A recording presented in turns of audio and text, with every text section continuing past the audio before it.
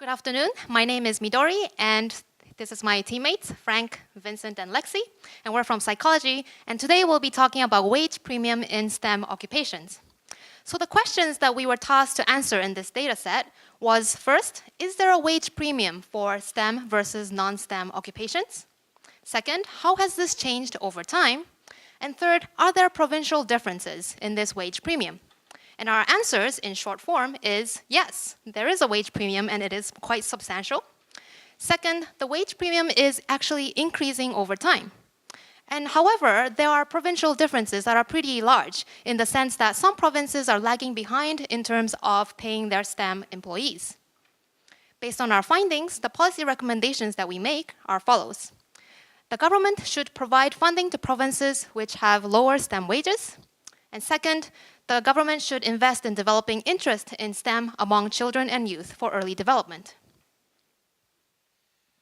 Okay, so jumping into the specifics of how we came to these recommendations, to answer our questions, we analyzed data based on hourly wages across broad national occupation groups between 1997 and 2018.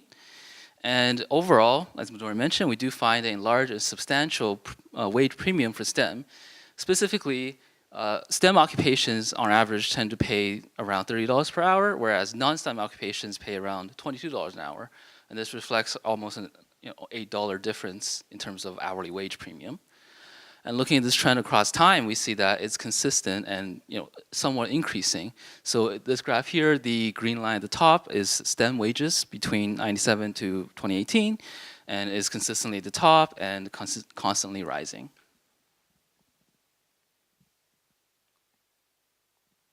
All right, so indeed there is a wage difference in STEM versus non-STEM, but as I said, this wage premium actually differs by province.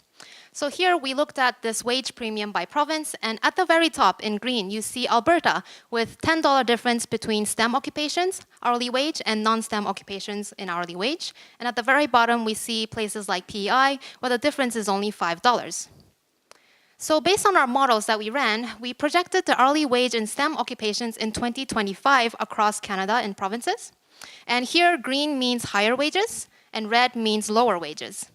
And again, as an example, in 2025, we expect Alberta to pay about $50 an hour for STEM occupations.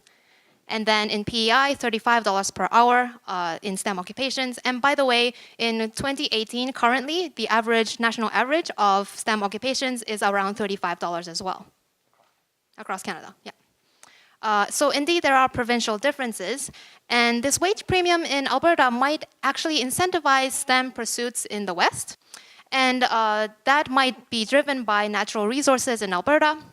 And so this could mean that there will be a potential brain drain in other provinces with less natural resources.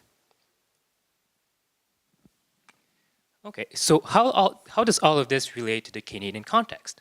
Well, as many of you know, the STEM skills are increasingly in demand in Canada, and these skills will be required for many of the jobs of the future. And so for that reason, it is really important to ensure that Canada is ready for those jobs.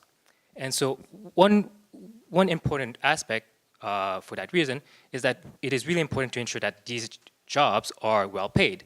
Otherwise, individuals will not be encouraged to pursue these STEM skills. And so the question is now, what policies should we invest in now for provinces with lower wages?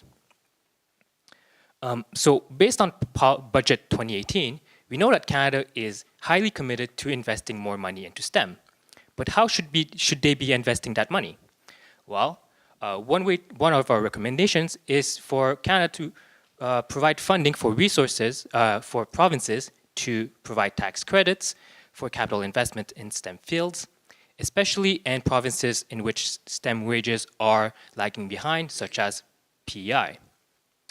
Likewise, we also recommend Canada to provide funding for provinces to create organizations tasked with developing STEM jobs.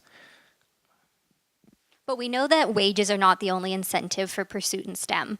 So we also want to encourage STEM interest at earlier ages. So two ways that Canada is currently doing that include the Promo Science Program and Let's Talk Science Challenge. However, the Let's Talk Science Challenge isn't available in PEI. So one specific recommendation would be having this challenge available in less or in more remote areas and less available areas. Okay, thank you for your time.